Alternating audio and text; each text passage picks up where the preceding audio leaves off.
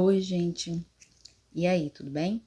Então, nesse segundo vídeo, né, eu vou falar um pouco desse processo de diagnóstico de um raro. Esse diagnóstico, muitas vezes, ele é um diagnóstico impreciso, é um diagnóstico longo, né? Às vezes a pessoa fica até sem um diagnóstico e é muito complicado. Falar também da importância da ampliação do teste do pezinho. Então, não esqueçam de se inscrever no canal, de curtir o vídeo, de compartilhar o vídeo, de ativar o sininho, tá bom? Então, vamos continuar a nossa série do mês de doenças raras, tá? Vamos lá. E aí, a gente tem várias questões que envolvem esse processo de diagnóstico, né?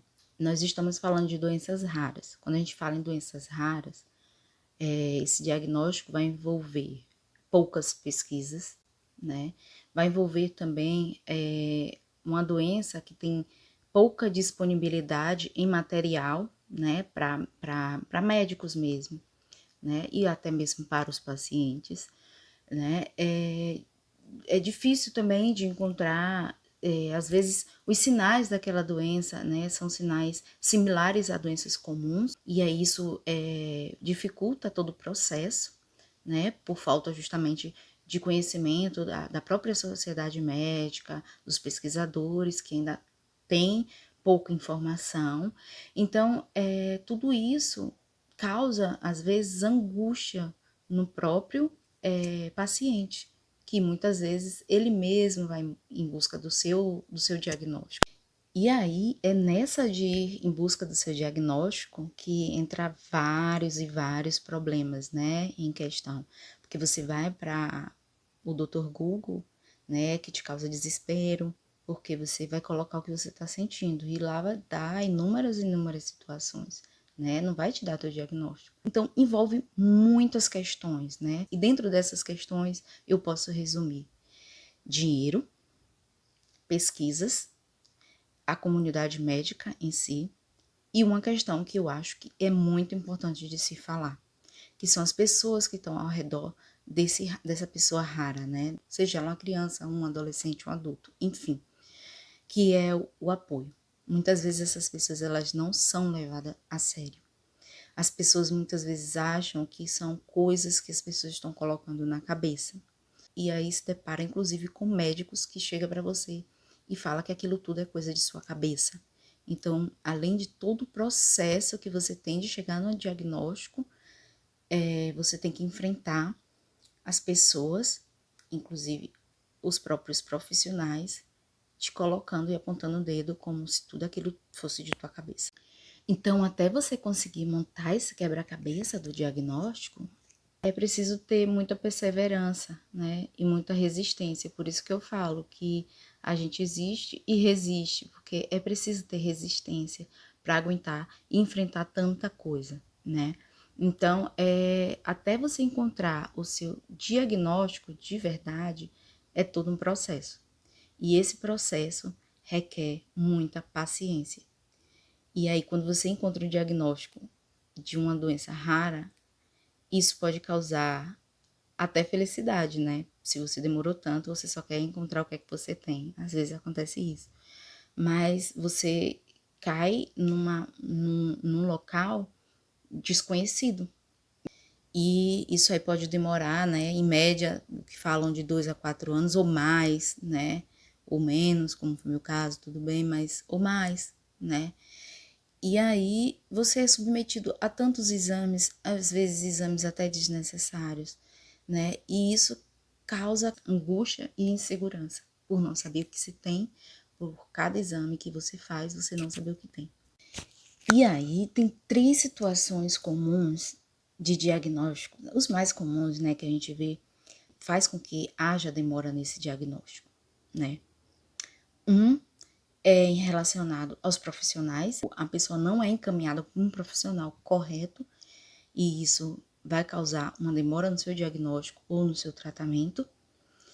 Uma segunda questão são os sintomas, que muitas vezes eles são confundidos com doenças mais comuns. É o caso da LAM, né, que muitas vezes é confundido com asma, bronquite, enfim. Isso também acontece muito. E uma outra questão são os exames, né? Há uma grande quantidade de doenças que não há exames disponíveis disponíveis para detectar uma determinada condição, né? Eu falei aqui em relação ao Brasil, enfim, que é a nossa realidade. A partir de um possível diagnóstico, né, ou um diagnóstico fechado, eu acho que é importante você procurar, se possível, óbvio, um médico, né, que esteja vinculado a um centro de pesquisa, universidade. Por que isso, Indira? Porque lá eles geralmente eles estão se atualizando, né? Eles estão no ambiente acadêmico, eles estão se atualizando. Então, a probabilidade de você encontrar um especialista que possa encontrar novas descobertas ou que esteja estudando, né, novos tratamentos para aquela sua doença é enorme. E eu acho que a última coisa é uma coisa que é muito importante para você, que é a questão do acolhimento. O acolhimento consigo e o acolhimento com o outro. O que é que eu tô falando? É você, ao invés de ir para o Google procurar o que é sua doença, porque muitas vezes você não vai entender o que está falando aquilo, é você usar a internet como seu aliado.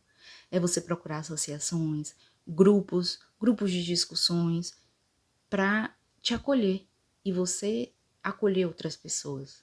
É você contar sua história, a pessoa contar a história para você e você se sentir acolhido. Você achar, você encontrar pessoas iguais a você.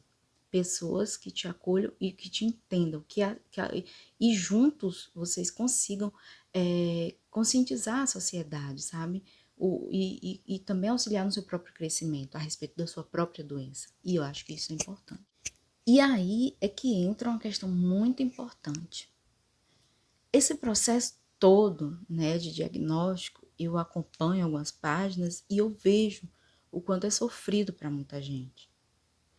E aí, nos últimos anos, eu tenho visto, né, e tenho acompanhado uma luta pela ampliação do teste do pezinho, né, que ele pode fazer com que muitas famílias descubram doenças, né, tenham diagnósticos antecipados e com isso antecipar tratamentos, né, diminua riscos, né, e angústias de muitas famílias, né, de muitas pessoas. E o teste do pezinho é aquele teste, né, que o bebê faz, aquele teste de sangue que o bebê faz quando fura o pé e coloca naquela cartelinha as gotinhas de sangue, que faz entre o terceiro e o quinto dia de vida, faz ainda na maternidade, né, e é feito nesse período, né, de idade ainda, por uma questão biológica, né, muito bem pesquisada, e ele vai detectar alterações no sangue do bebê, né? E vai indicar possíveis doenças, né? Doenças graves de nascença e que essas doenças podem detectar no sangue antes mesmo do aparecimento desses sintomas.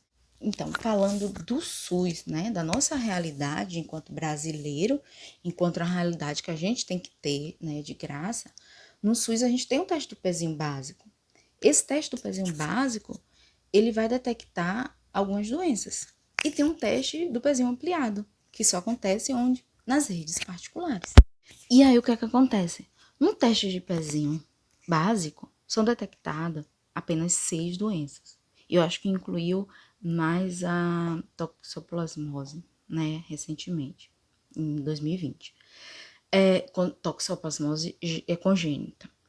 E no ampliado tem essas 6 e mais outras doenças. Então, se com o mesmo sangue que você tira, você pode ampliar e detectar outras doenças, por que a gente não amplia? Não é todo mundo que pode pagar por esse teste de pezinho ampliado, né? Então, procurem se informar sobre a ampliação do teste do pezinho. É importantíssimo para todos nós brasileiros. Então, eu acho que é isso que eu queria falar, né? Diagnosticar uma doença rara não é fácil. E a importância do teste do pezinho para a gente chegar a tratamentos precoces para doenças raras. Então, no caso da linfangioleumiamatose, eu tenho um vídeo falando um pouco do diagnóstico dela. E vocês clicam no link para assistir o vídeo e eu falo os principais achados característicos para a doença, tá? Para a LAM. No meu caso, do meu diagnóstico, como eu falei, eu também fiz um vídeo contando e meu diagnóstico foi bem rápido. Teve um processo meio chato com uma médica, né, que podia colocar minha vida em risco. E aí eu conto lá também um pouco. certo? E aí no próximo vídeo eu vou falar um pouco dessas políticas públicas, né, aqui para os raros no Brasil, que pode nos ajudar, inclusive, nessa questão do diagnóstico. E não esqueçam de acompanhar as páginas que eu falei no vídeo anterior. Quem não assistiu o vídeo anterior, por favor, vão lá assistir. As páginas do Convênio com Doenças Raras, Vidas Raras e Rare Disease Day, que sempre postam questões muito importantes para os raros, tá? Então, continuo com o meu lema que precisamos ser vistos para sermos lembrados e apesar de raros, nós existimos e resistimos, tá bom? Então, até o próximo vídeo e beijo!